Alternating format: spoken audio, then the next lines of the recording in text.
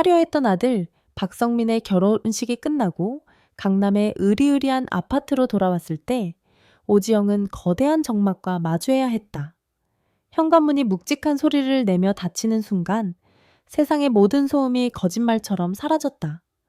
방금 전까지만 해도 수백 명의 하객들이 내뿜는 웃음소리와 축하 인사, 흥겨운 음악 소리로 귀가 먹먹했는데 지영은 아무 말 없이 현관에 서서 집 안을 둘러보았다.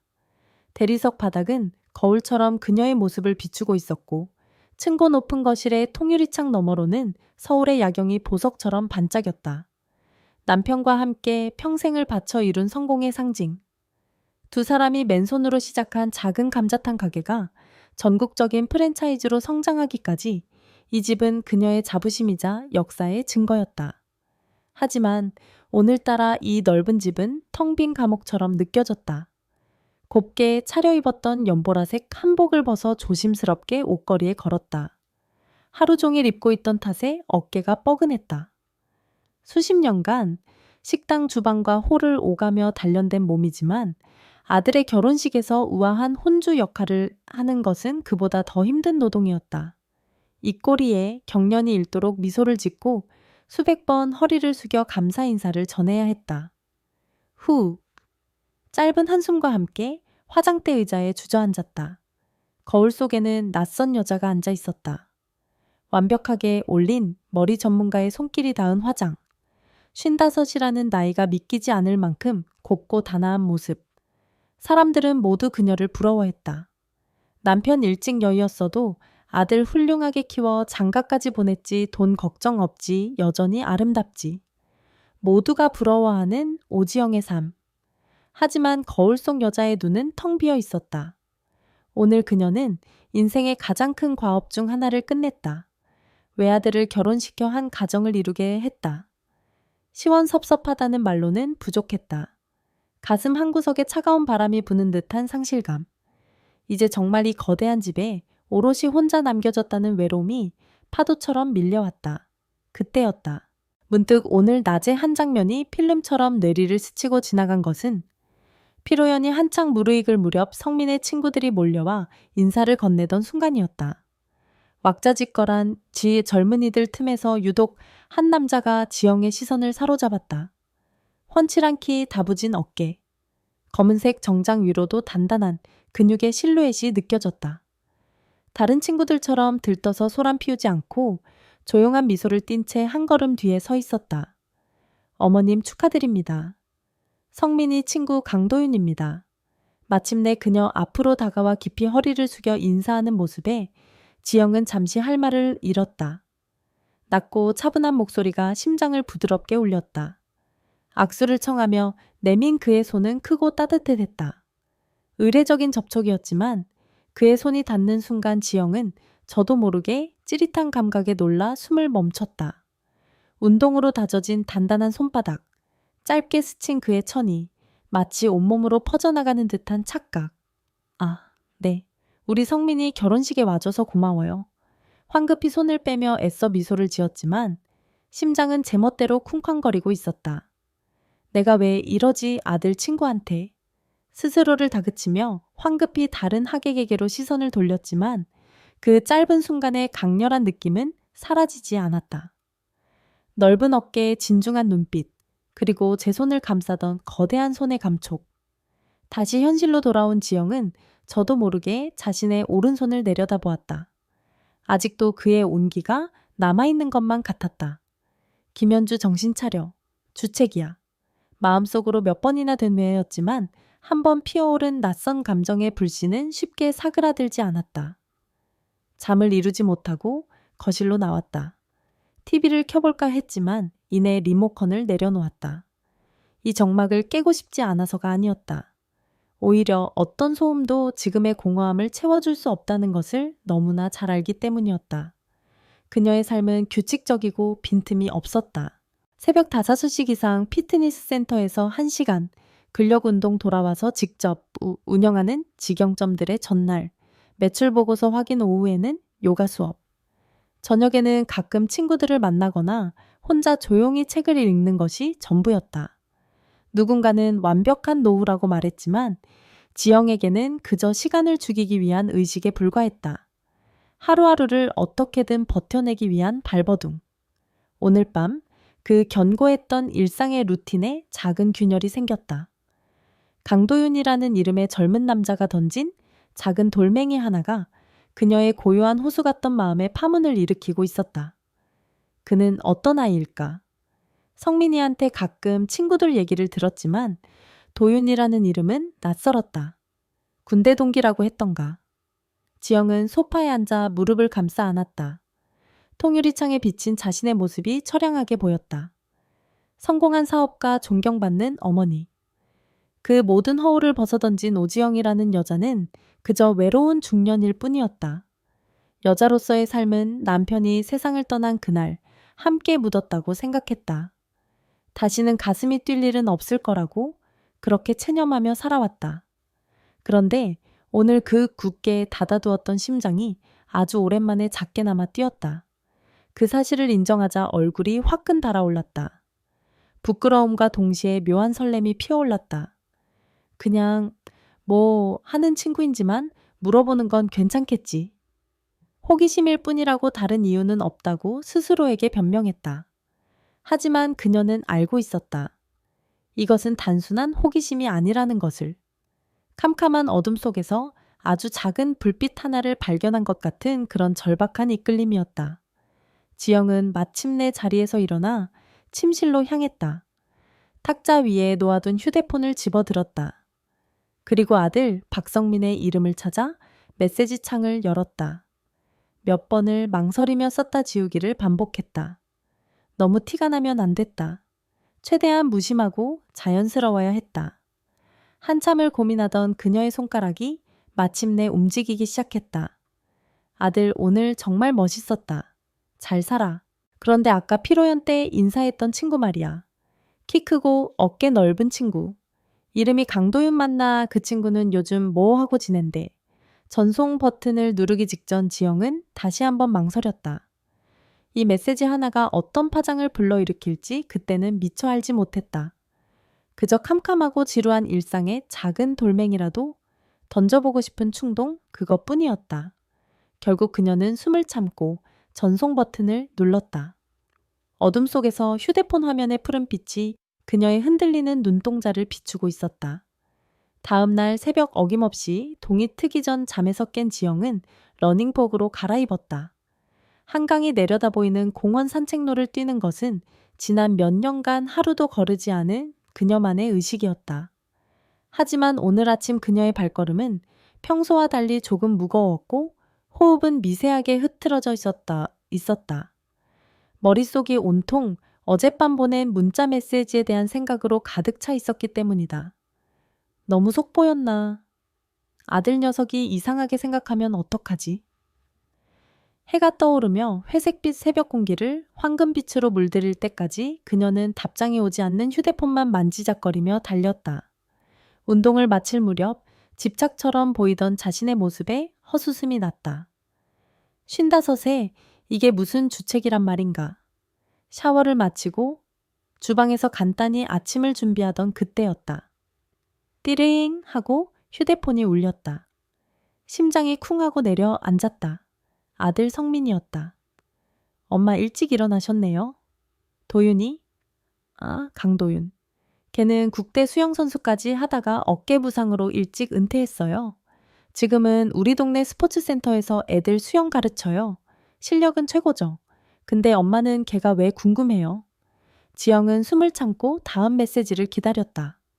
잠시 후 메시지가 하나 더 도착했다. 참 군대 동기 중에 아직 장가 못한 놈은 걔밖에 없어요. 그럴 만한 이유가 있긴 한데 나중에 뵐 때 말씀드릴게요. 그럴 만한 이유, 지영의 미간이 살짝 찌푸려졌다. 궁금증이 증폭됐다. 국가대표 출신 훤칠한 외모와 몸매. 그런데 아직 미혼인데다 아들은 무언가 숨기는 듯한 뉘앙스를 풍긴다. 그 미스터리한 구석이 그녀의 마음을 더욱 자극했다. 그날 하루 지영은 아무것도 손에 잡히지 않았다. 운영하는 식당의 매출 보고서를 들여다봐도 숫자들이 눈에 들어오지 않았다. 요가 수업에 가서 명상 자세를 취해도 마음은 고요해지기는커녕 강도윤이라는 이름 세 글자 주위만 맴돌았다. 결국 그녀는 오후 늦게 결심을 굳혔다. 거울 앞에 선 그녀는 스스로에게 되뇌었다. 그래, 건강 때문이야. 의사 선생님이 관절에 수영이 좋다고 했어. 그냥 운동 배우러 가는 것뿐이야. 그녀는 인터넷으로 아들이 말한 스포츠센터를 검색했다. 홈페이지 강사 소개란에 익숙한 얼굴이 있었다. 수경을 목에 건 채 환하게 웃고 있는 강도윤의 프로필 사진. 사진 속 그의 미소는 결혼식장에서 봤던 진중한 모습과는 또 다른 건강하고 밝은 매력이 있었다. 지영은 저도 모르게 사진을 손가락으로 쓸어보았다. 잠시 후 그녀는 스포츠센터에 전화를 걸고 있었다. 내 개인 수강 문의 좀 하려고 하는데요. 혹시 강도윤 강사님께 수업을 받을 수 있을까요? 지인에게 추천을 받아서요. 수화기 너머의 직원은 친절하게 그의 비어있는 시간표를 안내해 주었다. 지영은 떨리는 목소리로 화요일과 목요일 오후 시간으로 예약을 잡았다. 전화를 끊고 나서야 그녀는 자신이 무슨 일을 저질렀는지 실감했다. 심장이 미친 듯이 뛰었고 얼굴이 불타는 것처럼 뜨거워졌다. 미쳤어, 오지영. 정말 미쳤어. 하지만 후회는 없었다. 오히려 잿빛 같던 일상에 아주 오랜만에 찾아온 설렘과 긴장감이 그녀를 살아있게 만드는 것 같았다. 첫 수업날 지영은 옷장 앞에서 한참을 망설였다. 수영복을 입는 것 자체가 10수년 만의 일이었다. 그녀는 결국 너무 화려하지 않으면서도 몸의 선을 우아하게 드러내주는 차분한 네이비 색상의 원피스 수영복을 골랐다. 스포츠센터 특유의 소독약 냄새와 물소리가 가득한 실내 수영장에 들어섰을 때 지영은 모든 것이 낯설어 두리번거렸다. 저 멀리 아이들을 가르치고 있는 도윤의 모습이 보였다. 수영 강사용 붉은색 수영복을 입은 그의 몸은 흠잡을 데 없이 완벽했다. 넓은 어깨와 역삼각형의 등, 물에 젖어 더욱 선명하게 드러난 근육들은 그가 왜 국가대표였는지를 증명해주는 듯했다. 수업 시간이 되자 도윤이 그녀에게 다가왔다. 그는 지영을 발견하고는 잠시 놀란 표정을 지었다. 어머님, 여긴 어쩐 일이세요? 아, 도윤씨, 우연이네요. 제가 요즘 무릎이 안 좋아서 의사 선생님이 수영을 추천해 주셔서요. 준비해둔 거짓말을 자연스럽게 내뱉으며 지영은 태어난 척 미소 지었다. 순수한 눈빛의 도윤은 그녀의 말을 조금도 의심하지 않는 듯했다.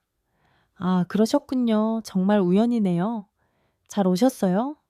제가 책임지고 제대로 가르쳐 드리겠습니다.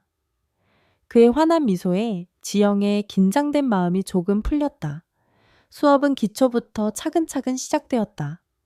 물에 대한 공포심을 없애는 법, 호흡법, 그리고 발차기. 도윤은 훌륭한 강사였다. 그의 설명은 명료했고 목소리는 신뢰감을 주었다. 문제는 그 다음이었다. 기본적인 자세를 교정해 줄 때였다.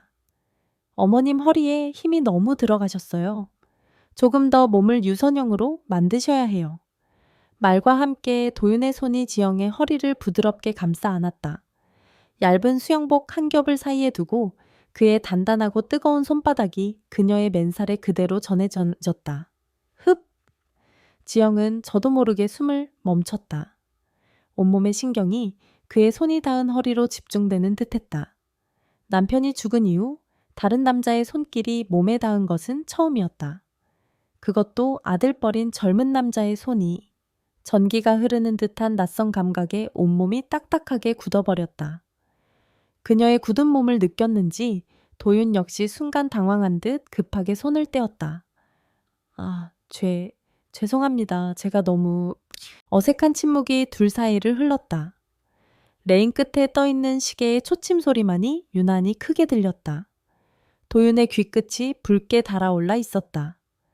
지영 역시 얼굴이 화끈거려 감히 그를 쳐다볼 수가 없었다. 아니에요. 내가 몸이 굳어서 그래요. 애써 아무렇지 않은 척 말하며 다시 물에 엎드렸지만 이미 평정심은 깨진 뒤였다. 남은 수업 시간 동안 둘은 필요 이상의 신체 접촉을 피하며 조심스럽게 움직였다. 하지만 한번 그어진 균열은 사라지지 않았다. 공기 중에는 미묘하고 아슬아슬한 긴장감이 맴돌았다. 수업 종료를 알리는 벨이 울리자 지영은 안도감과 아쉬움이 뒤섞인 감정을 느끼며 물 밖으로 나왔다. 오늘 수고 많으셨습니다, 어머님. 다음 시간에 뵙겠습니다. 도윤이 깍듯하게 인사를 건네며 서둘러 자리를 피하려는 순간이었다. 이대로 어색하게 헤어지면 모든 것이 물거품이 될 것 같았다. 지영은 자신도 모르게 그를 붙잡았다. 도윤 씨, 네 어머님, 내가 매일 아침에 집 근처 공원에서 달리기를 하는데 그녀는 심호흡을 한번 하고 용기를 내어 말을 이었다. 혹시 도윤 씨도 아침 운동 좋아하면 언젠가 같이 뛸래요. 지영의 갑작스러운 제안에 도윤의 눈이 동그래졌다. 잠시 망설이는 듯한 그의 표정에 지영은 덜컥 겁이 났다. 너무 성급했나 부담스러웠나. 그녀가 황급히 말을 주워 담으려던 순간이었다. 네, 네, 좋습니다. 저도 아침 운동 좋아합니다. 예상외로 흔쾌한 그의 대답에 이번에는 지영이 놀랄 차례였다. 도윤은 멋쩍게 웃으며 뒷머리를 긁적였다. 그럼 언제부터 같이 뛸까요? 편한 날부터 해요. 나는 매일 뛰니까. 그럼 내일 아침은 어떠세요? 그렇게 그들의 첫 아침 운동 약속이 순식간에 잡혔다. 헤어지고 집으로 돌아오는 내내 지영의 발걸음은 구름 위를 걷는 듯 가벼웠다. 그날 밤 지영은 옷장 전체를 뒤집어 엎을 기세로 내일 아침에 입을 러닝복을 골랐다. 칙칙한 무채색 운동복들을 한쪽으로 밀어내고 조금 더 몸의 선이 드러나면서도 화사한 색상의 운동복을 찾아냈다. 건강 때문에 하는 운동일 뿐이야. 스스로에게 거는 주문은 더 이상 아무런 힘이 없었다. 그녀는 이미 알고 있었다. 이것은 운동이 아니라 한 남자에게 잘 보이고 싶은 여자의 본능이라는 것을. 다음 날 새벽 약속 장소인 공원 입구에 먼저 도착한 것은 지영이었다. 가벼운 스트레칭을 하며 그를 기다리는 시간은 긴장과 설렘으로 가득했다. 곧이어 저 멀리서 익숙한 실루엣이 나타났다. 회색 반팔 티셔츠에 검은색 쇼츠 차림의 도윤이었다. 아침 햇살을 받으며 달려오는 그의 모습은 그 자체로 한 폭의 그림 같았다. 어머님 일찍 나오셨네요. 도윤 씨도 부지런하네요. 어색한 인사를 나누고 둘은 나란히 뛰기 시작했다. 도윤은 지영의 속도에 맞춰 천천히 보폭을 조절하는 배려를 보였다. 묵묵히 달리던 중 문득 한 남자가 지영을 향해 반갑게 손을 흔들며 다가왔다. 지영과 같은 등산 동호회 회원인 최상철이었다. 어이쿠, 오 사장님 여기서 뵙네요. 옆에 젊은 친구는 누구신가 상철은 노골적으로 도윤을 위아래로 훑어보며 경계심을 드러냈다. 그는 아내와 사별한 후 동호회 안팎으로 지영에게 꾸준히 호감을 표시해온 사람이었다. 최 사장님. 안녕하세요. 이쪽은 제 아들 친구인데 운동 코치 좀 해주고 있어요. 지영이 재빨리 둘러대자 상철은 그제야 안심한 듯 너털 웃음을 터뜨렸다. 역시 오 사장님은 쉬지를 않으시네. 운동도 좋지만 이번 주말에 우리 동호회에서 관악산 가는 거 잊지 마시오. 맛있는 거 많이 싸갈 테니. 그는 도윤에게 들으라는 듯 큰 소리로 말하고는 자리를 떴다. 상철이 사라지자 둘 사이에는 잠시 어색한 침묵이 흘렀다. 남자친구분이세요? 도윤이 조심스럽게 물었다. 아니에요. 그냥 아는 분? 지영은 단호하게 고개를 저었다. 그 모습에 도윤의 입가에 희미한 미소가 번졌다. 그렇게 그들의 아침 달리기는 일상이 되었고 화요일과 목요일에 수영 수업도 계속되었다. 함께 땀 흘리고 대화하는 시간이 늘어날수록 둘은 단순한 강사와 수강생을 넘어선 유대감을 느끼기 시작했다. 도윤은 더 이상 그녀를 성민이 어머니로만 대하지 않았고 지영 역시 그를 아들 친구 이상의 존재로 느끼고 있었다. 사건은 수영 수업을 시작한 지 한 달쯤 되었을 때 일어났다. 그날따라 지영은 컨디션이 좋지 않았다. 전날 식당 일로 신경 쓸 일이 많아 잠을 설친 탓이었다. 어머님, 오늘은 안색이 안 좋으세요. 무리하지 마세요. 도윤이 걱정스러운 눈빛으로 말했지만 지영은 괜찮다며 물속으로 들어갔다. 문제는 수영장 레인을 반쯤 갔을 때 발생했다. 갑자기 종아리 근육이 뒤틀리는 극심한 통증과 함께 쥐가 났다. 순간적인 고통에 몸의 균형을 잃은 지영은 허우적거리다 그대로 물을 마셨다. 컥컥 당황해서 발버둥 칠수록 몸은 더 깊이 가라앉았다. 공포심이 엄습했다. 그때였다. 어머님 하는 다급한 외침과 함께 거대한 몸이 순식간에 그녀를 향해 날아왔다. 도윤이었다. 그는 한 마리의 돌고래처럼 물살을 가르며 다가와 순식간에 그녀의 몸을 품에 안아 일으켰다. 괜찮으세요? 정신 좀 차려보세요. 그의 단단한 팔이 지영의 등을 강하게 받치고 있었다. 지영은 그의 품에 안긴 채 가쁜 숨을 몰아쉬며 기침을 해댔다.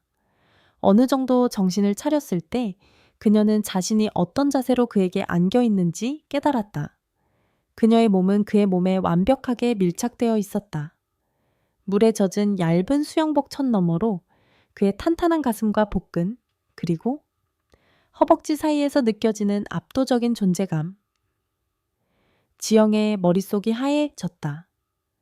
그것은 평범한 남성의 것이라고는 믿기 힘든 크기와 단단함이었다. 수영복 천을 뚫고 나올 듯 선명하게 느껴지는 그 거대한 형태. 순간 아들 성민이 얼버무리며 했던 말이 퍼즐 조각처럼 맞춰졌다. 그럴 만한 이유가 있긴 한데 이것이었구나. 그가 아직 결혼하지 못한 이유.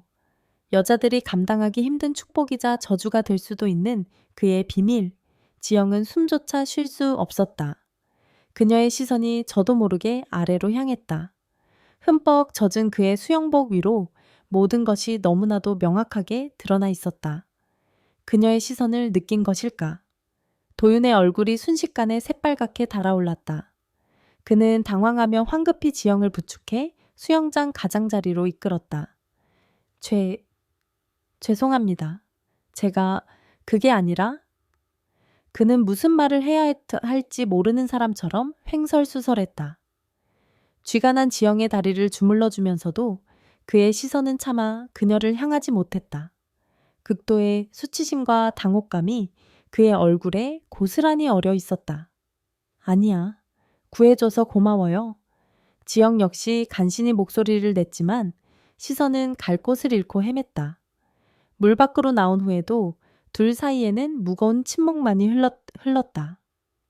도윤은 수건으로 몸을 감싼 채 마치 큰 죄라도 지은 사람처럼 고개를 푹 숙이고 있었다.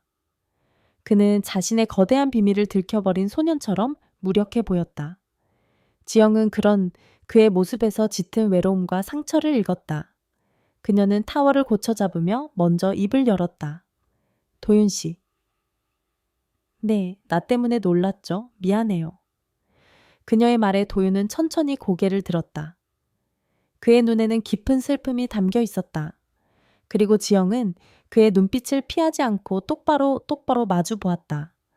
경멸이나 조롱이 아닌 따뜻하고 깊은 연민이 담긴 시선으로. 그 순간 둘 사이의 공기는 이전과는 완전히 달라져 있었다. 더 이상 강사와 수강생도 아들 친구와 친구 어머니도 아니었다. 그들은 서로의 가장 깊은 상처와 비밀을 공유한 두 명의 남자와 여자로 서 있었다. 수영장에서의 사건 이후 며칠 동안 도윤은 지영을 의식적으로 피하는 듯했다.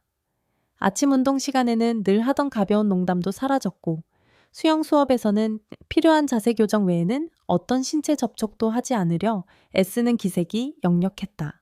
벽처럼 둘 사이를 가로막은 어색하고 무거운 침묵. 지영은 이대로 그와의 관계가 끊어질지도 모른다는 불안감에 휩싸였다. 그녀는 더 이상 기다릴 수는 없었다. 이 불편한 매듭은 자신이 먼저 풀어야 했다. 목요일 수영 수업이 끝난 후 샤워를 마치고 나오는 도윤을 주차장에서 기다렸다. 저 멀리 축 처진 어깨로 걸어오는 그의 모습이 유난히 외로워 보였다. 도윤 씨. 지영의 목소리에 그가 화들짝 놀라며 고개를 들었다. 당황한 기색이 얼굴에 스쳤지만 도망치지는 않았다. 어머님, 아직 안 가셨어요? 얘기 좀 해요, 우리. 지영은 단호하지만 부드러운 목소리로 말했다. 내가 차 한 잔 살게요. 잠깐 시간 괜찮죠? 그녀의 차분한 태도에 도윤은 더 이상 피할 수 없다는 것을 깨달은 듯 작게 고개를 끄덕였다. 지영은 일부러 스포츠센터에서 조금 떨어진 한적한 골목에 있는 작은 전통 찻집으로 그를 이끌었다. 북적이는 카페보다는 조용히 대화를 나눌 공간이 필요했다.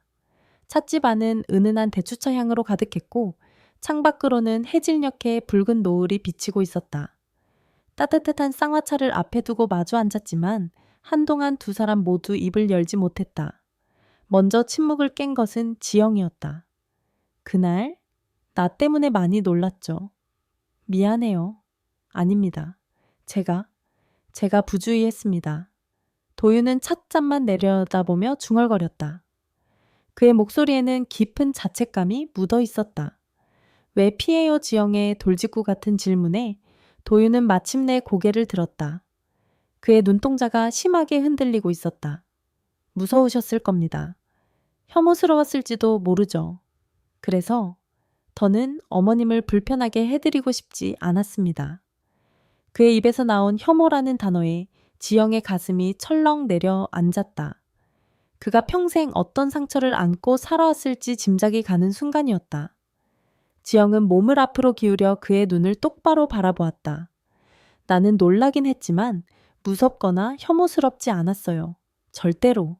그녀의 진심 어린 눈빛에 도윤의 눈시울이 순간 붉어졌다. 그는 애써 감정을 억누르며 씁쓸하게 웃었다.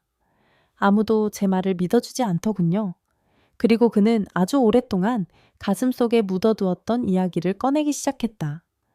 국가대표를 꿈꾸며 모든 것을 바쳤던 수영선수 시절의 이야기, 유망주로 촉망받았지만 불의의 어깨 부상으로 한순간에 모든 꿈을 접어야 했던 좌절의 시간들. 세상이 끝난 것 같았습니다. 물속에서는 최고였는데 물 밖으로 나오니 아무것도 아니더군요. 그리고 가장 아픈 상처, 결혼까지 생각했던 첫사랑과의 이야기였다. 대학교 때부터 6년을 만난 사람이 있었습니다. 전부였죠. 그런데 관계를 할 때마다 그 사람이 너무 힘들어했어요. 도윤의 목소리가 미세하게 떨려왔다. 사랑하니까 참아보려고 했지만 결국엔 못 견디더군요. 어느 날 울면서 말했어요. 오빠를 사랑하는데 몸이 받아주질 않는다고. 자기는 괴물과 함께 있는 것 같다고. 괴물? 그 잔인한 단어가 지영의 심장을 후벼 팠다. 얼마나 깊은 상처였을까. 그렇게 헤어졌습니다. 그 후로는 누구를 만나는 게 두려워져졌어요. 또다시 누군가에게 그런 끔찍한 상처를 줄까 봐요. 친구들은 다들 결혼하고 아이 낳고 사는데 저만 이렇게. 제게는 이게 저주입니다, 어머님. 그는 마침내 고개를 숙였다. 넓고 단단한 그의 어깨가 가늘게 떨리고 있었다. 겉으로는 누구보다 완벽하고 강해 보이는 남자. 하지만 그 속에는 이토록 깊고 외로운 상처를 숨긴 채 홀로 아파하고 있던 연약한 소년이 있었다. 지영은 저도 모르게 손을 뻗어 찻상 위에 놓인 그의 주먹 쥔 손을 부드럽게 감쌌다. 그의 손은 차갑게 식어 있었다. 도윤 씨. 그녀의 따뜻한 손길에 도윤이 천천히 고개를 들었다. 그의 눈에는 눈물이 그렁그렁 맺혀 있었다. 그건 저주가 아니에요. 지영은 단호하게 말했다. 그걸 이해해주지 못한 사람이 도윤 씨의 인연이 아니었을 뿐이지. 그녀의 따뜻한 위로에 단단했던 그의 감정의 댐이 무너져 내렸다. 그는 더 이상 참지 못하고 고개를 숙인 채 소리 없이 눈물을 흘렸다. 지영은 아무 말 없이 그가 감정을 추스를 때까지 그의 손을 계속 잡아주었다. 한참의 시간이 흐른 후 겨우 마음을 진정한 도윤이 붉어진 눈으로 그녀를 보며 말했다. 감사합니다.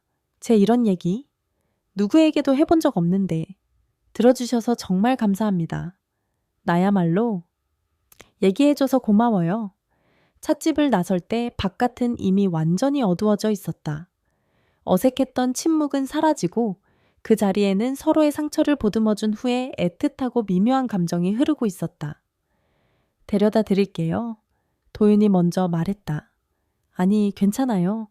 나도 차 가져왔는데. 주차장으로 향하는 짧은 길, 나란히 걷는 둘의 어깨가 스칠 듯 말 듯 가까웠다. 그때 도윤이 걸음을 멈추고 지영을 돌아보았다. 어머님, 그의 눈빛은 이전과 달리 깊고 진지했다. 저 혹시 괜찮으시다면? 그는 잠시 말을 고르는 듯 망설였다. 여기 말고 좀 멀리. 답답한 서울을 벗어나서 바람이라도 쐬러 가지 않으실래요, 그냥? 그냥 오늘처럼 조용히 얘기하고 싶어서요. 그의 제안은 조심스러웠지만 그 안에는 간절함이 담겨 있었다. 그것은 단순한 드라이브 제안이 아니었다. 세상의 시선과 편견을 벗어나 오롯이 두 사람만의 시간을 갖고 싶다는 신호였다. 지영은 심장이 다시 한번 크게 뛰는 것을 느꼈다. 이것은 위험한 초대였다. 하지만 거절하고 싶지 않았다. 어디로요? 지영이 묻자 그의 얼굴에 희미한 미소가 떠올랐다. 강릉 바다 좋아하세요? 금요일 오전 서울역은 주말을 앞둔 여행객들로 붐볐다. 지영은 선글라스와 스카프로 얼굴을 반쯤 가린 채 약속된 플랫폼으로 향했다. 평생을 당당하게 살아왔지만 오늘만큼은 다른 사람의 시선이 신경 쓰였다. 아들 친구와 단둘이 떠나는 여행. 그것도 1박 2일. 스스로 생각해도 대담한 일이었다. 강릉행 KTX 열차에 오르자 먼저 와서 기다리고 있던 도윤이 자리에서 일어났다. 그는 청바지에 흰 티셔츠 가벼운 재킷 차림이었다. 평소 운동복 차림만 보다가 그런 모습을 보니 전혀 다른 사람처럼 느껴져 지영의 가슴이 또 한 번 작게 뛰었다. 오셨어요, 지영. 그는 아직 어머님이라는 호칭을 완전히 버리지 못한 듯 그녀의 이름을 조심스럽게 불렀다. 그 어색한 호칭의 변화가 둘 사이에 흐르는 미묘한 공기를 대변해주고 있었다. 네. 오래 기다렸어요. 아니요. 저도 방금 왔어요. 나란히 앉아 서울의 풍경이 빠르게 뒤로 스쳐 지나가는 것을 보며 한동안 말이 없었다. 어색함과 설렘이 뒤섞인 침묵, 열차가 터널로 들어서며 창밖이 캄캄해진 순간 도윤의 큰 손이 지영의 손 위로 조심스럽게 포개졌다. 놀란 지영이 그를 쳐다보자 그는 창밖을 보는 척하며 말했다. 불안해하지 마세요. 아무 일도 없을 테니까. 그의 따뜻한 천과 나직한 목소리가 지영의 불안한 마음을 눈 녹듯 녹여주었다. 그녀는 그의 손을 뿌리치지 않고 오히려 가만히 힘을 주어 마주 잡았다. 강릉에 도착했을 때 서울의 흐린 하늘과는 달리 바닷가의 하늘은 눈부시게 파랬다. 짠내 섞인 바람이 지영의 스카프를 가볍게 날렸다. 예약해둔 펜션은 해변에서 조금 떨어진 조용한 곳에 자리 잡고 있었다. 체크인을 하고 방으로 들어선 순간 지영은 숨을 멈췄다. 방 한가운데 놓인 퀸 사이즈 침대 하나. 통유리창 너머로는 푸른 동해 바다가 그림처럼 펼쳐져 있었다. 혹시 불편하시면 제가 거실 소파에서 잘게요? 도윤이 그녀의 마음을 읽은 듯 먼저 말했다. 그의 배려에 고마웠지만 지영은 고개를 저었다. 아니에요. 괜찮아요. 그녀는 그를 똑바로 바라보며 나지막이 덧붙였다. 우리 그러려고 여기까지 온 거잖아요. 그녀의 솔직하고 대담한 말에 도윤의 눈이 흔들렸다. 그는 아무 말 없이 그녀를 바라보다가 이내 작게 미소를 지었다. 짐을 풀고 해변으로 나갔다. 한적한 해변을 따라 걷는 동안 도윤은 다시 그녀의 손을 잡았다. 서울에서는 상상도 할 수 없었던 일. 사람들 눈치 보지 않고 그저 평범한 연인처럼 손을 잡고 걷는 것만으로도 행복했다. 행복하세요. 파도 소리를 들으며 걷던 도윤이 물었다. 행복해요. 지영은 진심을 담아 대답했다. 정말이었다. 지난 몇 년간 잊고 살았던 아니 포기하고 살았던 행복이라는 감정이 온몸을 감싸는 것 같았다. 저녁은 펜션 근처의 작은 횟집에서 먹었다. 싱싱한 회에 소주를 한 잔씩 기울이자 두 사람 사이의 어색함은 완전히 사라졌다. 지영 씨. 소주잔을 내려놓으며 도윤이 진지한 목소리로 그녀를 불렀다.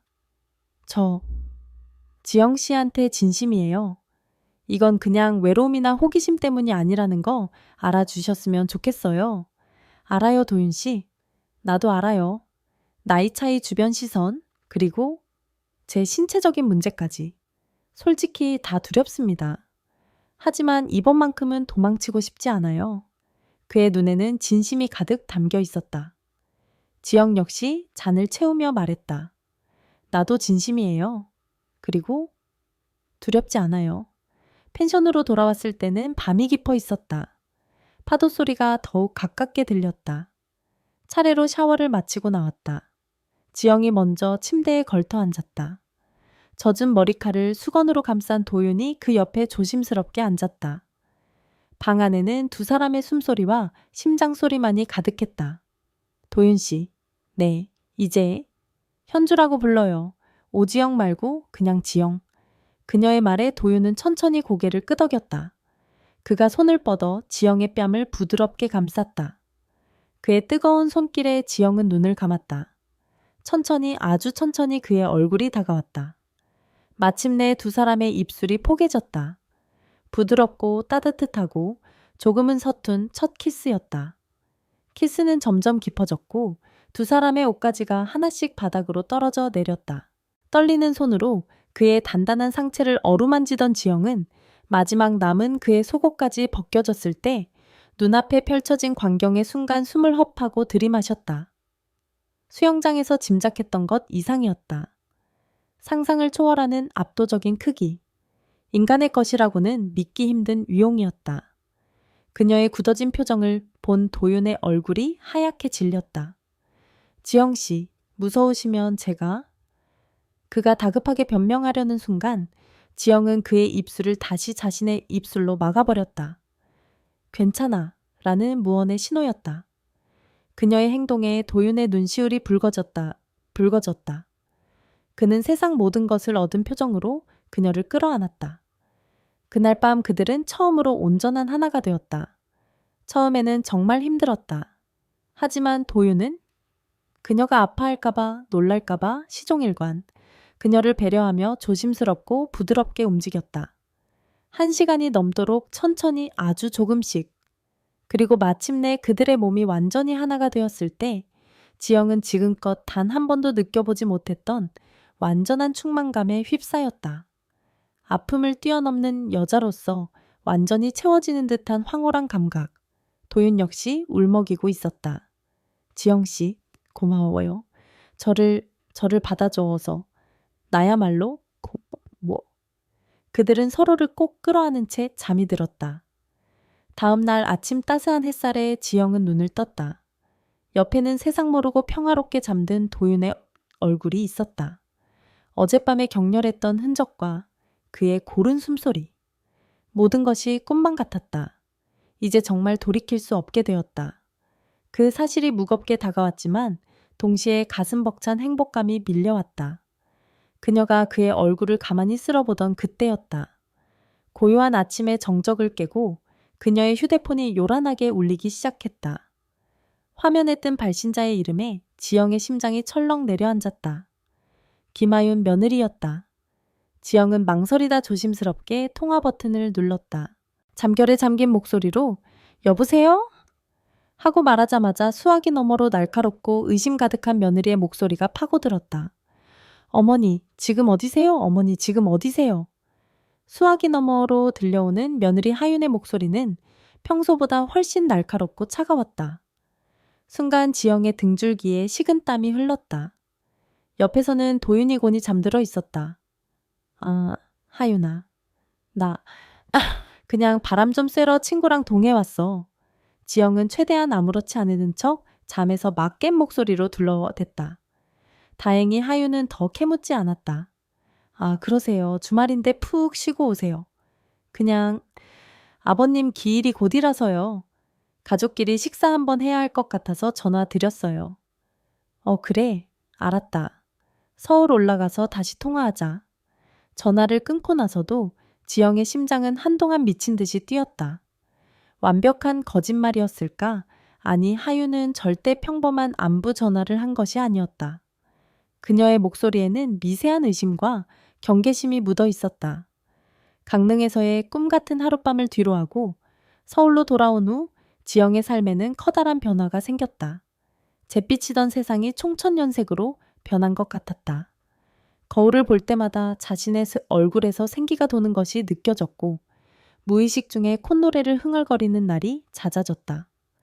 도윤과의 관계는 더욱 깊어졌다. 아침 운동과 수영 수업은 이제 그들만의 밀도회를 위한 완벽한 위장이었다. 인적이 드문 공원 벤치에 앉아 몰래 손을 잡거나 아무도 없는 수영장 비상계단에서 짧은 입맞춤을 나누는 아슬아슬한 비밀 연애. 그 위험한 긴장감은 오히려 그들의 감정을 더욱 뜨겁게 만들었다. 하지만 그들의 행복이 깊어질수록 의심의 그림자 역시 짙어지고 있었다. 며느리 하유는 날카로운 관찰자였다. 그녀는 시어머니의 변화를 누구보다 먼저 눈치챘다. 갑자기 화사해진 옷차림 전에는 바르지 않던 붉은 립스틱, 그리고 결정적으로 휴대폰을 손에서 놓지 못하는 모습. 누군가와 끊임없이 메시지를 주고받으며 슬며시 미소 짓는 것을 몇 번이나 목격했다. 어머니 무슨 일 있으신가? 처음에는 그저 좋은 일이 있나 보다 하고 넘겼다. 하지만 강릉에 다녀온 이후 지영의 행동은 더욱 대담해졌다. 하윤의 촉이 날카롭게 경고 신호를 보내기 시작했다. 어느 평일 오후 하윤은 근처에 볼 일이 있어 왔다는 핑계를 대고 예고 없이 지영의 집을 찾았다. 어머, 네가 웬일이야. 미리 전화라도 주지. 현관문을 열어주는 지영의 얼굴에 스치는 당혹감을 하윤은 놓치지 않았다. 그리고 그녀의 예민한 코는 현관에서부터 낯선 남자의 스킨 향기를 맡았다. 그냥 근처 왔다가 어머니 얼굴 뵙고 싶어서요. 차 한 잔 주실 거죠? 하윤은 일부러 집 안으로 성큼성큼 들어섰다. 거실 테이블 위에는 남자 사이즈의 머그컵 2개가 놓여 있었다. 하나에는 아직 마시다 만 커피가 담겨 있었다. 손님 와 계셨어요. 아니. 그냥 내가 큰 컵을 좋아해서. 지영이 어색하게 웃으며 컵을 치우려 할 때 안방 쪽에서 아주 미세하게 쿵 하는 소리가 들렸다. 하윤의 눈빛이 순간 번뜩였다. 어머니 저 화장 좀 고치고 싶은데 안방 화장실 좀 써도 될까요? 하윤이 안방 쪽으로 발걸음을 옮기려 하자 지영이 경악하며 그녀의 앞을 막아섰다. 안 될 거. 거긴 지금 청소 중이라 어지러워. 거실 화장실 써? 필사적으로 막아서는 시어머니의 모습. 하윤은 그 순간 모든 것을 확신했다. 안방에 누군가 있다. 남자다. 그녀는 더 이상 안으로 들어가려 하지 않았다. 대신 여유로운 미소를 지으며 소파에 앉았다. 알았어요, 어머니. 그럼 여기서 차나 마시고 갈게요. 지영이 주방으로 차를 데려간 사이 하윤은 마치 덫을 놓는 사냥꾼처럼 조용히 움직였다. 그녀는 거실 한쪽에 놓인 휴지통을 발로 슬쩍 건드려 넘어뜨렸다. 어머나 과장된 비명을 지르자 지영이 주방에서 뛰쳐나왔다. 왜 그래? 죄송해요, 어머니. 제가 실수로. 같이 주워요.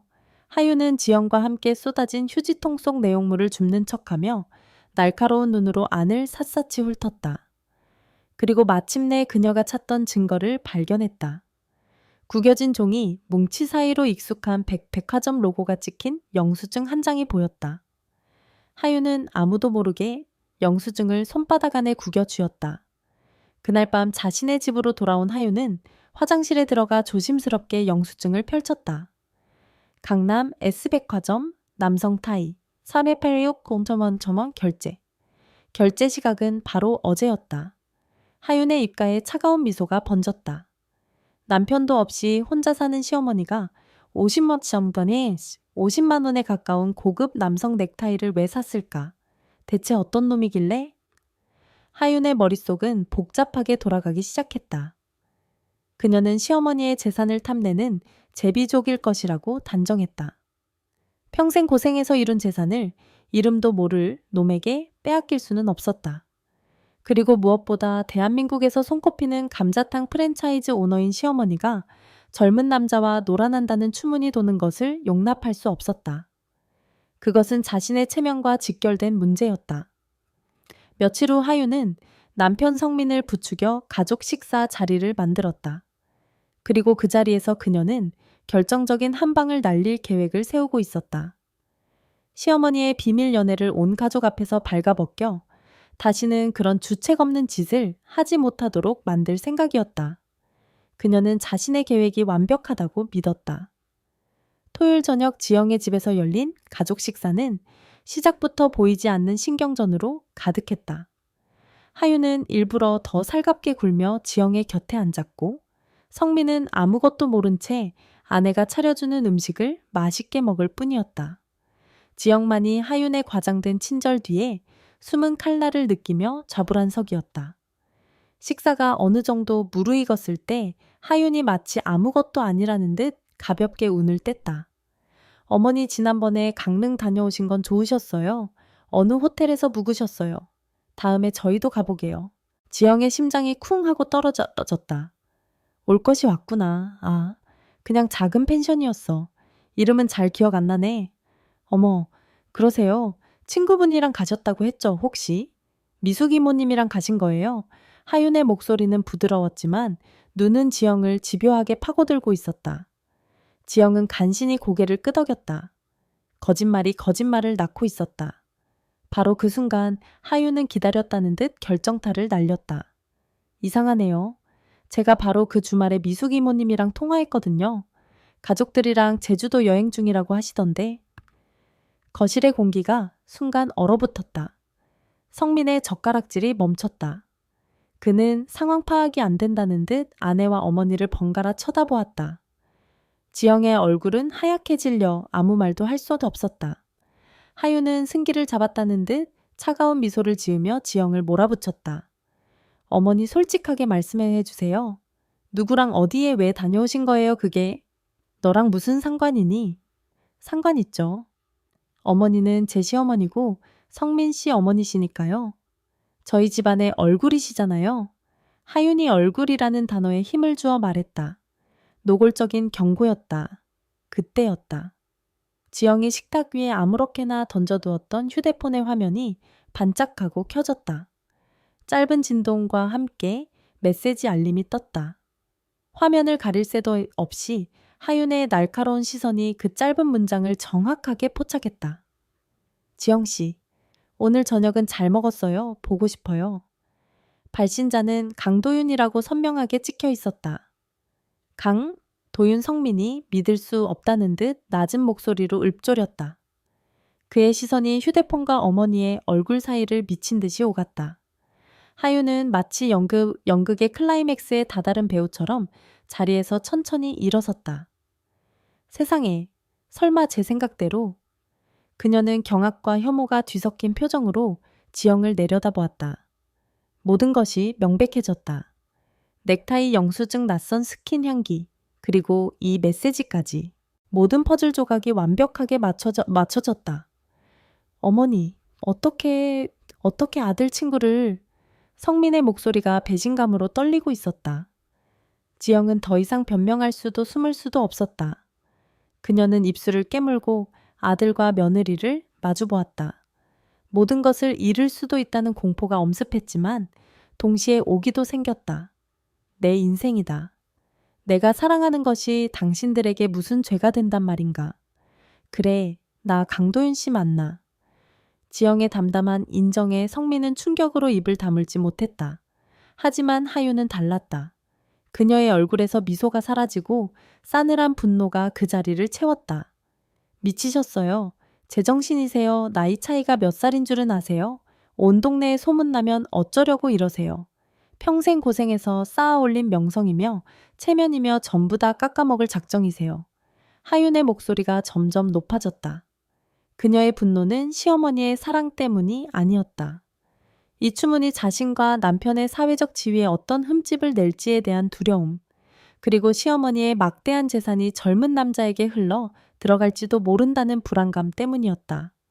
그건 내 문제야? 어머니 문제요? 이게 어떻게 어머니 혼자만의 문제예요, 저희는요? 사람들은 저희를 보고 뭐라고 수군대겠어요? 아들 친구랑 바람난 시어머니를 둔 부부라고 손가락질할 거 아니에요? 말을 마친 하윤은 분에 못 이긴 듯 테이블 위에 놓인 차가운 물이 담긴 유리잔을 집어들었다. 그리고 한치의 망설임도 없이 지영의 얼굴을 향해 그대로 뿌려버렸다. 촤, 얼음처럼 차가운 물이 지영의 얼굴과 머리, 그리고 고운 실크 블라우스를 속수무책으로 적셨다. 물방울들이 그녀의 뺨을 타고 굴욕적인 눈물처럼 흘러내렸다. 정신 좀 차리세요, 어머니. 하윤이 경멸적인 목소리로 외쳤다. 당신 하나 때문에 우리 모두가 망신당하게 생겼다고요. 지영은 차가운 물보다 더 차가운 모욕감에 온몸을 떨었다. 평생 누구에게도 이런 수모를 당해본 적이 없었다. 그녀는 물에 젖어 얼굴에 달라붙은 머리카락을 힘없이 쓸어 넘기며 텅 빈 눈으로 아들을 바라보았다. 성민은 그저 이 모든 상황을 지켜보며 서 있을 뿐이었다. 아내가 어머니에게 물을 끼얹는 충격적인 광경 앞에서도 그는 어머니를 변호하지도 아내를 말리지도 못했다. 그는 그저 멍한 표정으로 차가운 물에 젖어 초라하게 앉아있는 어머니를 내려다보고 있었다. 그 눈빛 속에는 실망과 혼란, 그리고 일말의 경멸마저 담겨 있었다. 그날의 굴욕적인 저녁 식사 이후 지영의 집에는 폭풍 전야 같은 긴장감만이 감돌았다. 지영은 방 안에 틀어박혀 나오지 않았고 성민과 하유는 그날 밤 이후로 단 한 번도 집에 찾아오지 않았다. 연락조차 없었다. 마치 어머니라는 존재를 자신들의 삶에서 지워버리기라도 한 듯한 냉정한 침묵이었다. 도윤에게는 차마 그날 있었던 일을 말할 수 없었다. 그저 집안에 일이 좀 있다고만 둘러댄 채 아침 운동도 수영 수업도 모두 취소했다. 그를 만날 자신이 없었다. 물에 젖은 자신의 초라한 모습과 아들의 경멸 어린 눈빛이 떠올라 고개를 들 수가 없었다. 침묵을 깬 것은 성민이었다. 사건이 있고 며칠 뒤 그는 아내 몰래 도윤이 일하는 스포츠센터를 찾아갔다. 그의 얼굴은 분노와 배신감으로 딱딱하게 굳어 있었다. 수업을 마치고 나오는 도윤을 발견한 성민은 다짜고짜 그의 앞을 막아섰다. 야, 강도윤. 성민의 싸늘한 목소리에 도윤은 놀라 걸음을 멈췄다. 성민아, 네가 여긴 어쩐 일이야, 어쩐 일이냐고. 그 말이 나와. 너 지금 우리 엄마한테 뭐 하는 짓이야. 도윤의 얼굴이 순간 굳었다. 그가 가장 두려워하던 순간이 온 것이었다. 성민아, 그건. 닥쳐. 어디서 친구 이름을 함부로 불러. 너 같은 놈 친구로 둔 적 없어. 성민은 주위를 둘러보지도 않고 목소리를 높였다. 그의 눈에는 이글거리는 적개심이 가득했다. 솔직하게 말해. 우리 엄마 돈 보고 접근한 거지? 평생 땀 흘려 모은 재산 어떻게 한번 구슬려 보려고 작정한 거 아니냐고? 수영 강사 월급 뻔한데 팔자 한번 고쳐보시겠다. 모욕적인 말이 비수처럼 날아와 도윤의 가슴에 박혔다. 도윤은 주먹을 꽉 쥐었지만 차마 반박하지 못했다. 지영의 아들이었다. 그녀를 사랑하는 만큼 그녀의 아들에게 상처를 줄 수는 없었다. 그런 거 아니야. 나는 진심으로. 진심 웃기지 마. 나이 차이가 20살이 넘어. 네가 인간이라면 어떻게 친구 엄마한테 그딴 추잡한 마음을 품을 수가 있어. 성민의 분노는 극에 달했다. 그는 이성을 잃고 도윤의 멱살을 거칠게 움켜쥐었다. 당장 그만둬. 다시는 우리 엄마 앞에 나타나지 마. 한 번만 더 내 눈에 띄면 그땐 정말 죽는 줄 알아. 이 제비새끼야. 그 순간이었다. 성민이 분을 이기지 못하고 주먹을 휘둘렀다. 퍽! 둔탁한 소리와 함께 도윤의 얼굴이 옆으로 돌아갔다. 입술이 터져 피가 배어 나왔다. 하지만 도윤은 비틀거리면서도 끝까지 반격하지 않았다. 그는 그저 고통스러운 눈으로 성민을 바라볼 뿐이었다. 성민아, 그때 비명 같은 외침과 함께 지영이 달려왔다. 며칠 동안 연락이 닿지 않는 도윤이 걱정되어 결국 스포츠센터까지 찾아온 길이었다. 아들이 도윤에게 주먹을 날리는 끔찍한 광경을 목격한 그녀의 얼굴은 새하얗게 질려 있었다. 너 지금 뭐 하는 짓이야, 지영은? 달려가 둘 사이를 갈라놓고 도윤의 앞을 막아섰다. 아들에게 맞은 그의 터진 입술을 본 순간 그녀의 심장은 갈갈이 찢어지는 듯했다. 어머니 비켜요. 이건 저놈이랑 저 남자 대 남자로 할 얘기예요. 남자는 무슨 남자 당장 사과하지 못해 사과요. 사과를 해야 할 사람은 저놈이죠. 어떻게 어머니를... 성민은 어머니가 도윤을 감싸고 도는 모습에 더욱 이성을 잃었다. 그는 마지막 카드를 꺼내 들었다. 지영에게 가장 잔인한 선택을 강요하는 비정한 최후 통첩이었다. 어머니 똑똑히 들으세요. 성민은 도윤을 향해 경멸의 눈빛을 보내며 말했다. 지금 선택하세요. 하나뿐인 아들인 저예요. 아니면 저 제비새끼예요. 성민아. 만약 저놈을 선택하신다면 전 오늘부로 어머니랑 인연 끊습니다. 다시는 어머니 아들로 살지 않을 거고 어머니 얼굴도 안 볼 겁니다. 아버님이 남기신 그 대단한 재산, 시원 한 장 필요 없으니 저놈이랑 평생 행복하게 살아보시라고요. 아들의 입에서 나온 인연이라는 말에 지영의 세상이 무너져 내렸다. 어떻게 아들이 엄마에게 이런 말을 할 수가 있단 말인가. 그녀는 떨리는 눈으로 아들과 도윤을 번갈아 보았다. 한쪽은 그녀가 평생을 바쳐 키운 아들, 그녀 삶의 이유였다. 다른 한쪽은 잿빛 같던 그녀의 삶에 다시 색을 입혀준 뒤늦게 찾아온 간절한 사랑이었다. 선택은 불가능했다. 어느 쪽도 버릴 수 없었다. 하지만 성민의 눈빛은 너무나도 단호했다. 진심이었다. 정말로 그녀를 버릴 작정이었다. 결국 지영의 고개가 천천히 도윤에게로 향했다. 그녀의 눈에서는 이미 눈물이 비오듯 흐르고 있었다. 그녀를 바라보는 도윤의 눈에도 깊은 슬픔과 체념이 담겨 있었다. 그는 이미 그녀의 선택을 예감하고 있는 듯했다. 도윤 씨. 지영의 입술이 힘겹게 떨어졌다. 우리 그만해요. 한마디 한마디가 심장을 도려내는 것 같았다. 미안해요. 정말 미안해요. 나 때문에. 도윤 씨 인생까지 망가뜨릴 수는 없어. 도윤은 아무 말 없이 터진 입술을 닦아내며 희미하게 웃었다. 세상에서 가장 슬픈 미소였다. 그는 지영을 향해 작게 고개를 숙여 보였다. 마지막 인사였다. 그리고 그는 뒤돌아섰다. 단 한 번의 망설임도 미련도 없는 걸음이었다. 그의 넓은 등이 점점 멀어져가는 모습을 보며 지영은 그 자리에 주저앉아 버렸다. 가슴을 쥐어뜯으며 목이 메어 소리조차 내지 못한 채 오열했다. 사랑이 끝나는 순간이었다. 아들의 손에 의해 그녀의 선택에 의해 그녀의 행복은 산산조각 나 버렸다. 도윤이 떠나간 후 오지영의 세상은 다시 잿빛으로 돌아갔다. 아니, 이전보다 더 깊고 어두운 무채색의 세상이었다. 예전의 공허함은 그저 외로움이었지만 지금의 공허함은 심장을 도려낸 자리에 부는 차가운 바람 같았다.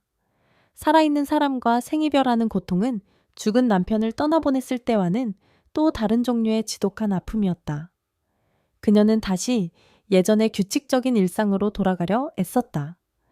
새벽에 일어나 러닝복으로 갈아입고 현관을 나섰다. 하지만 함께 뛰던 공원길은 이제 혼자 걷기엔 너무나 길고 외로웠다. 나란히 앉아 숨을 고르던 벤치는 차갑게 비어 그녀의 상실감을 더욱 후벼 팠다. 피트니스 센터에 가서 기구를 들어 올렸지만 쇳덩이는 평소보다 몇 배는 더 무겁게 느껴졌다. 몸매가 정말 좋으세요라던 그의 목소리가 환청처럼 귓가에 맴돌아 거울 속 자신의 모습조차 마주하기 힘들었다. 수영장은 아예 갈 엄두조차 내지 못했다. 소독약 냄새만 맡아도 물결 소리만 들어도 그의 단단했던 팔과 뜨거웠던 천이 떠올라 숨이 막혔다. 일상이 무너지자 그녀의 모든 것이 무너져 내렸다. 평생 자식처럼 돌보던 감자탕 가게 본점에도 발길을 끊었다. 하루 종일 소파에 멍하니 앉아있거나 침대에 죽은 듯이 누워 지냈다.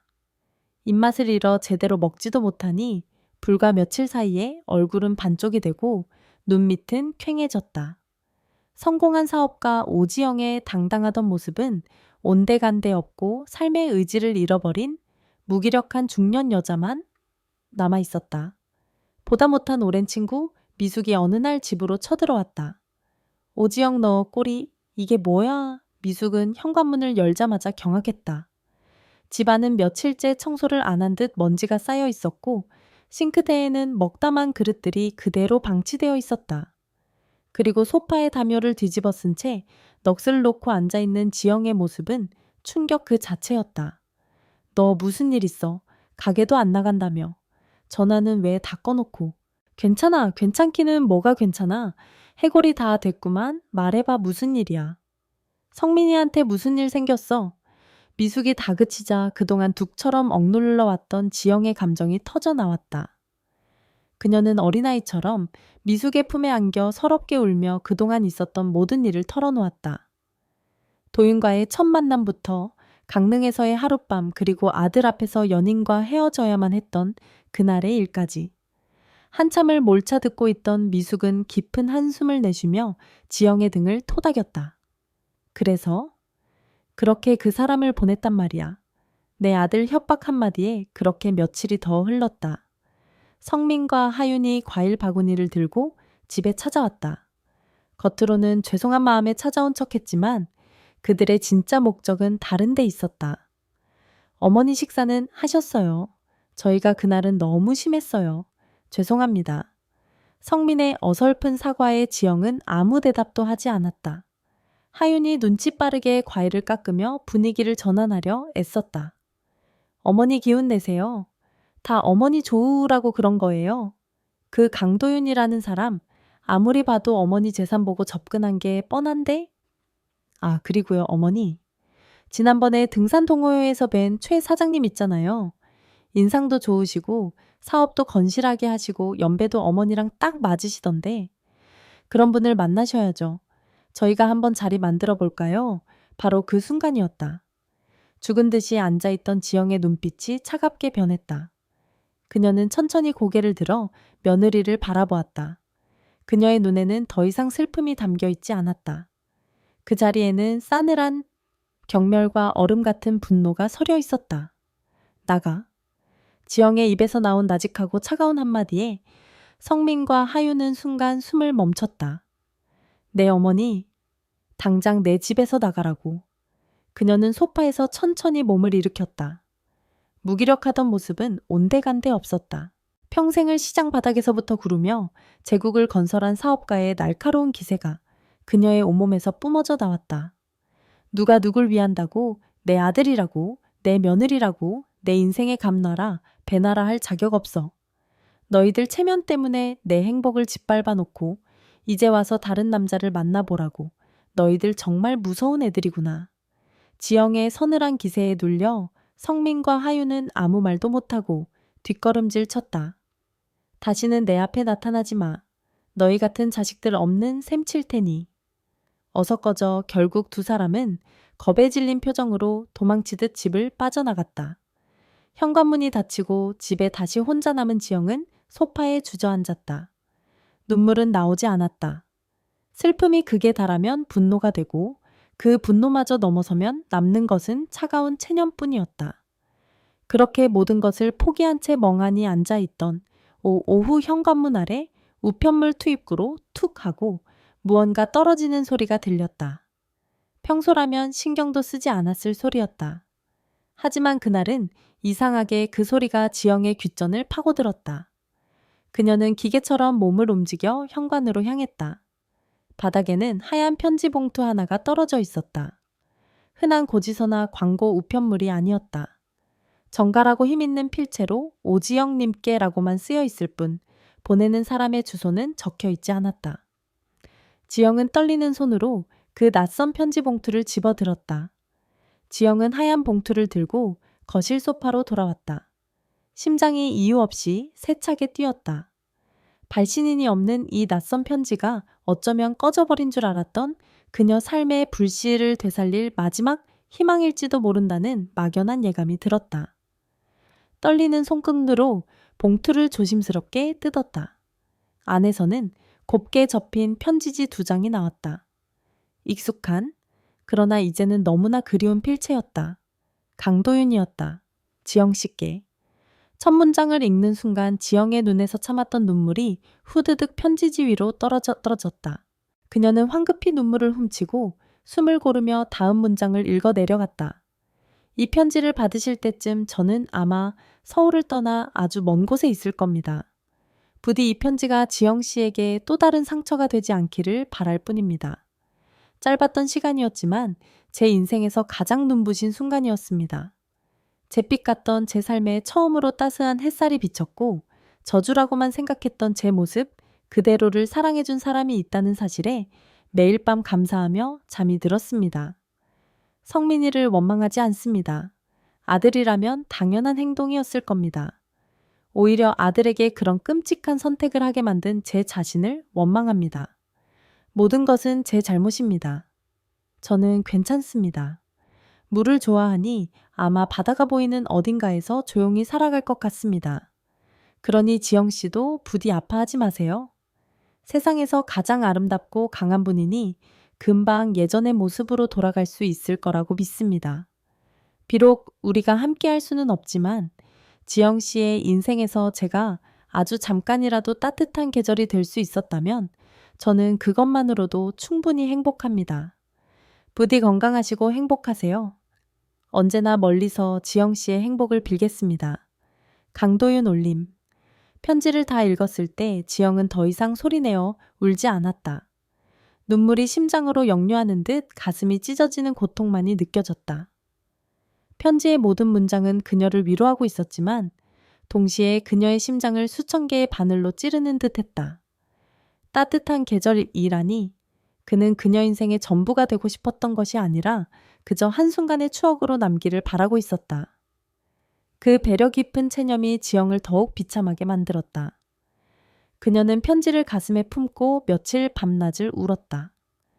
그 주주말보다 못한 친구 미숙이 다시 한번 그녀의 집을 찾았다. 이번에는 양손에 장바구니를 가득 들고서였다. 일어나 오지영. 이래가지고 송장되겠어. 미숙은 막무가내로 지영을 일으켜 욕실로 밀어넣고 그 사이 능숙하게 주방에서 뽀얀 국물에 북엇국을 끓이기 시작했다. 지영이 억지로 씻고 나왔을 때 식탁에는 김이 모락모락 나는 따뜻한 밥상이 차려져 있었다. 숟가락 들어. 이거 다 먹기 전에는 나 오늘 여기서 한 발짝도 안 나가. 입맛 없어. 입맛이 없어도 먹어 살아야 싸우든 사랑을 하든 할 거 아냐. 미숙의 성화에 못 이겨 지영은 마지못해 숟가락을 들었다. 따뜻한 국물이 목구멍을 넘어가자 얼어붙었던 속이 조금 풀리는 듯했다. 미숙은 그런 그녀를 몰차 지켜보다가 밥을 반쯤 비웠을 때 조용히 입을 열었다. 그래서 앞으로 어쩔 셈이야. 평생 이렇게 아들 눈치나 보면서 죽은 사람처럼 살 작정이야. 그럼 어떡해. 자식이랑 연을 끊으라는 말이야. 지영의 힘없는 대답에 미숙은 숟가락을 탁 소리가 나게 내려놓았다. 그녀의 눈빛이 매섭게 변했다. 오지영 정신 차려 미숙의 날카로운 일갈에 지영의 어깨가 움찔 떨렸다. 아들 성민이 걔 이제 29이야. 지 앞가림하고도 남을 나이라고. 언제까지 내 치마폭에 싸고 돌 거야. 걔는 이미 지 가정 꾸렸고 지 인생 살고 있어. 그런데 너는 네 인생은 어디 갔는데? 미숙은 자리에서 일어나 창가로 걸어가며 말을 이었다. 그녀의 목소리는 분노로 떨리고 있었다. 네가 평생을 어떻게 살았는지 내가 제일 잘 알아. 남편 죽고 나서 식당 지키랴 아들 키우랴. 여자로서의 삶은 전부 포기하고 살았잖아. 그렇게 악착같이 살아서 이제 겨우 사람답게 사나 했더니 고작 한다는 게 아들 눈치 보느라 다 늙어서 찾아온 사랑 하나를 제 발로 뻥 차버려. 그게 네가 원하는 삶이었어. 그녀는 다시 지영에게로 돌아와 그녀의 눈을 똑바로 쳐다보았다. 그 강도윤이라는 남자 진심이었다며. 너도 진심이었다며. 그런데 왜 다른 사람 때문에 네 진심을 버리는데 인생은 딱 한 번이야 지영아. 내 아들이 내 남은 인생 살아주는 거 아니라고. 이렇게 후회하면서 유령처럼 사느니 차라리 온 세상 손가락질 다 받더라도 내 마음 가는 대로 한번 살아보는 게 낫지 않겠어. 친구의 독설은 아팠지만 동시에 얼어붙었던 지영의 심장을 깨우는 죽비 소리 같았다.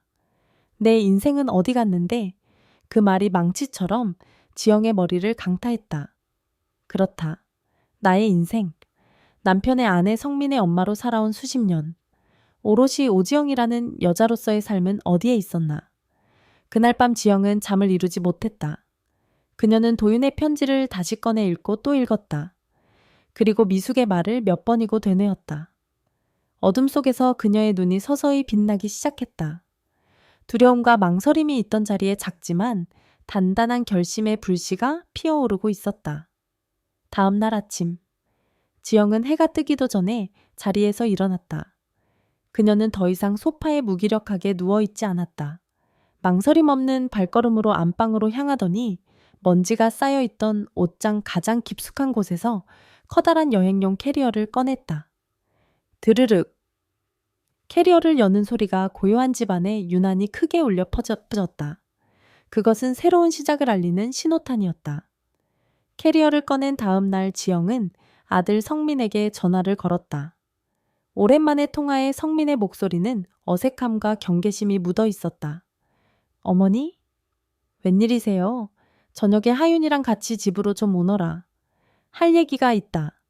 지영의 목소리는 더 이상 힘없거나 슬프지 않았다. 폭풍이 지나간 후의 고요함처럼 차분하고 단단한 기운이 서려 있었다. 성민은 어머니의 달라진 분위기에 무언가 심상치 않음을 직감했다. 그날 저녁 성민과 하윤이 무거운 표정으로 거실에 들어섰다. 집안은 며칠 전과는 달리 깔끔하게 정돈되어 있었고 지영은 소파에 꼿꼿한 자세로 앉아 그들을 기다리고 있었다. 그녀는 며칠 굶은 사람이라고는 믿기지 않을 만큼 단정했다. 옅은 화장을 하고 평소 즐겨 입던 우아한 실크 블라우스를 차려입은 모습은 마치 중요한 계약을 앞둔 사업가 같았다. 앉아라. 그녀의 나직한 말에 두 사람은 마치 죄인처럼 맞은편 소파에 조심스럽게 앉았다. 거실에는 무거운 침묵이 흘렀다. 하윤은 불안한 눈빛으로 시어머니의 눈치를 살폈고 성민은 마른 침만 삼켰다. 한참의 침묵 끝에 지영이 먼저 입을 열었다. 그녀의 시선은 아들과 며느리를 차례로 훑고 거실 테이블 위 한 점에 고정되었다. 나 떠나기로 했다. 내 떠나다니요. 어디 여행이라도 가시게요? 성민이 당황해서 물었다. 아니, 아주 갈 거다. 이 집도 가게도 다 정리하고.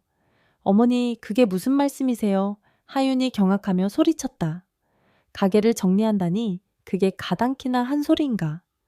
지영은 그들의 반응에 조금도 동요하지 않고 차분하게 말을 이었다. 그녀의 목소리에는 어떤 감정도 실려 있지 않아 오히려 더 서늘하게 들렸다. 너희들 말이 맞더구나. 내가 평생을 어떻게 살았는지 너희들은 조금도 모른다는 걸 깨달았다. 20살의 아버지를 만나 평생을 남자들의 아내로 엄마로만 살았다. 내 이름 석자 오지영으로 살아본 기억이 없더구나. 그녀는 천천히 자리에서 일어났다. 그리고 안방에서 서류 봉투 2개를 가져와 테이블 위에 올려놓았다. 성민과 하윤의 시선이 동시에 그 서류 봉투로 향했다. 그래서 이제부터라도 단 하루를 살더라도 오지영으로 살아보려고 한다. 지영의 시선이 마침내 아들을 똑바로 향했다. 그 눈빛은 더 이상 슬픔이나 애원이 아닌 한 인간으로서의 존엄과 결의로 가득 차 있었다. 엄마 설마? 그 자식 만나러 가시는 거예요? 아직도 정신 못 차리셨어요? 성민이 벌떡 일어나며 소리쳤다. 바로 그 순간 지영의 목소리가 거실 전체를 압도했다. 정신은 내가 아니라 너희가 차려야지. 그녀의 섯을 펄어닐가래. 성민은 저도 모르게 입을 다물었다. 내가 내 돈으로 내 인생을 살겠다는데 너희가 무슨 자격으로 나를 비난해. 너희들 체면, 너희들 평판. 그걸 위해 네 어미의 남은 인생을 잿더미로 만들 셈이었니? 지영은 서류 봉투 하나를 성민의 앞으로 밀었다. 이건 본점 가게명의 이전 서류하고 내 앞으로 된 통장이다. 네가 장남이니 아버지와 내가 평생 일군 것의 절반은 내 몫이다. 하지만 명심해라. 이건 유산이 아니라 너와 내 인연을 정리하는 마지막 선물이다. 그리고 그녀는 나머지 서류 봉투를 다시 자신의 앞으로 가져왔다. 그리고 이건 내 몫이다. 이 돈이 어디서 나왔는지, 이 돈을 벌기 위해 내가 어떤 세월을 보냈는지 너희는 평생 이해하지 못할 게다. 그러니 이 돈을 내가 어떻게 쓰든 너희는 더 이상 간섭할 자격이 없어. 내가 그 돈으로 사랑하는 사람과 집을 짓고 살든 굶어 죽든 그건 온전히 내 선택이고 내 책임이야. 그녀의 독백은 선언이자 해방 선언이었다. 평생을 짊어졌던 어머니라는 굴레를 스스로 벗어던지는 순간이었다.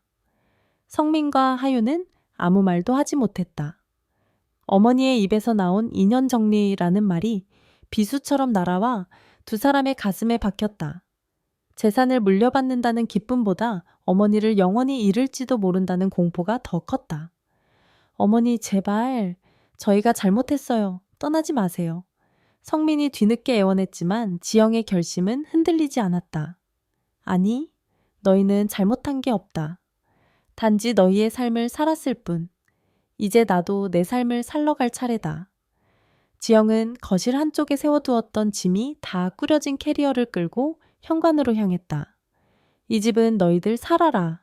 나는 이제 필요 없으니. 그녀는 뒤도 돌아보지 않았다. 아들의 울음 섞인 외침도 며느리의 망연자실한 표정도 더 이상 그녀의 발목을 잡지 못했다. 철컥.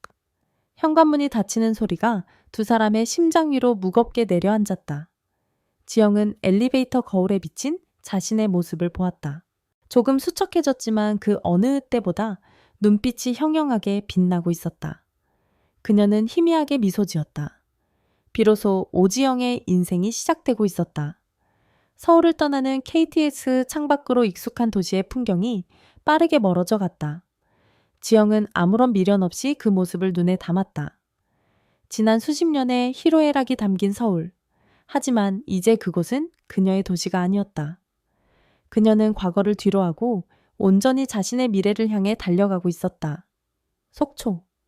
도윤의 편지에는 구체적인 주소가 없었다. 그저 바다가 보이는 어딘가에 있을 거라는 막연한 단서뿐이었다. 하지만 지영은 두렵지 않았다. 어떻게든 그를 찾을 수 있을 거라는 강한 확신이 있었다. 속초역에 내린 그녀는 택시를 타지 않았다.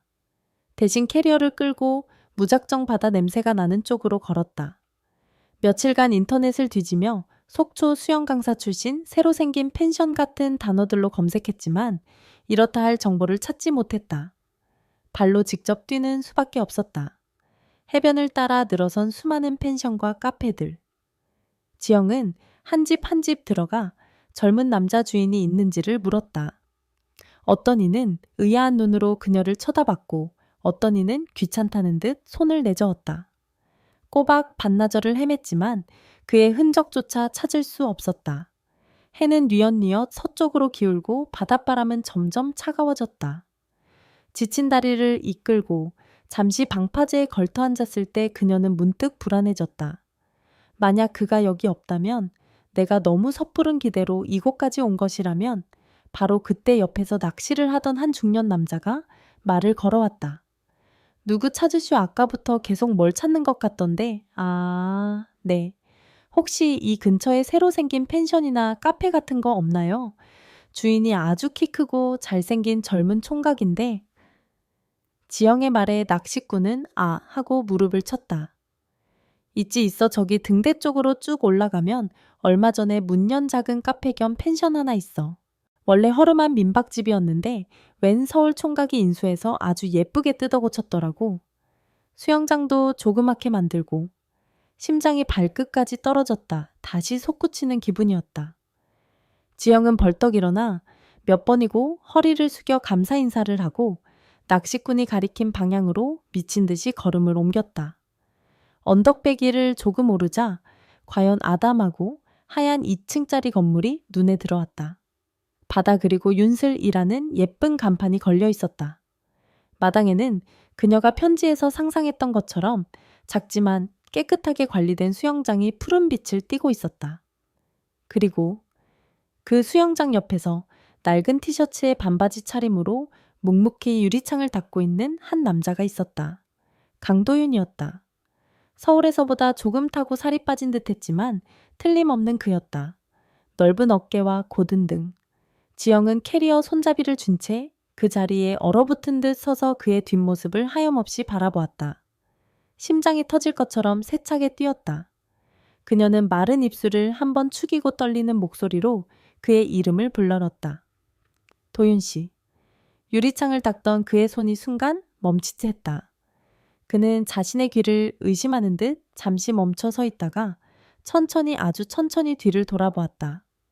그리고 그의 눈에 캐리어를 끌고 서 있는 지영의 모습이 들어왔다.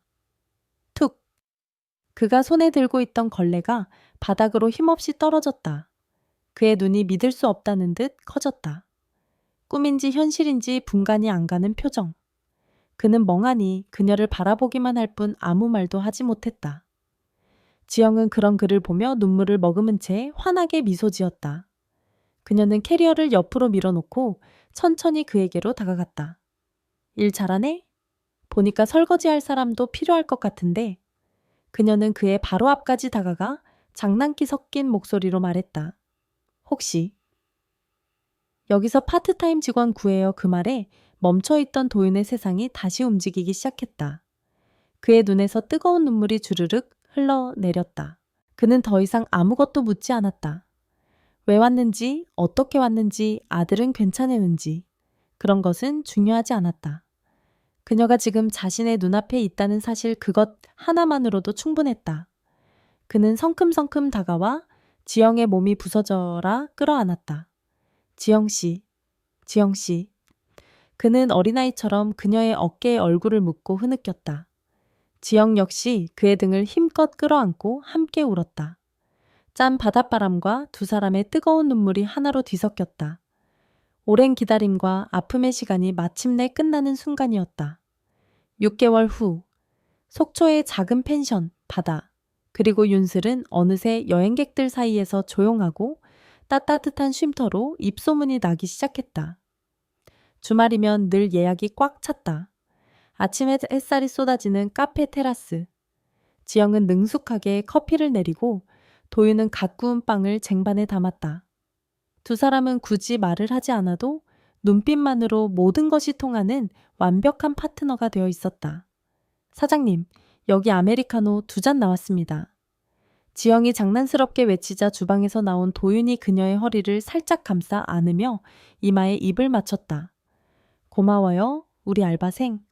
그들의 평범하지만 행복한 일상을 지켜보던 그때 카페 입구에 익숙한 차 한 대가 멈춰섰다. 차에서 내린 사람은 성민이었다. 그는 예전보다 조금 수척해졌지만 한결 어른스러워진 얼굴이었다. 그의 손에는 커다란 과일 바구니가 들려 있었다. 성민은 카페 안에서 다정하게 웃고 있는 어머니와 도윤의 모습을 잠시 멍하니 바라보았다. 그리고 깊은 심호흡을 한 번 한 뒤 안으로 들어섰다. 엄마. 어색하고 미안함 가득한 아들의 부름에 지영과 도윤이 동시에 돌아보았다. 지영의 눈이 동그래졌다. 그녀는 아무 말 없이 아들을 바라보았다. 성민은 천천히 다가와 도윤에게도 가볍게 고개를 숙여 인사했다. 그리고는 과일 바구니를 테이블 위에 내려놓았다. 근처에 출장 왔다가 그는 끝말을 잇지 못하고 고개를 숙였다. 지영은 그런 아들의 어깨를 부드럽게 감싸 안았다. 원망도 미움도 없었다. 그저 오랜만에 만난 아들이 반가울 뿐이었다. 잘 왔다 아들.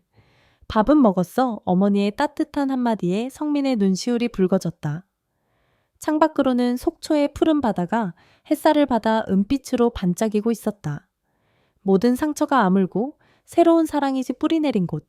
그곳에서 그들의 시간은 평화롭게 그리고 아주 천천히 흘러가고 있었다.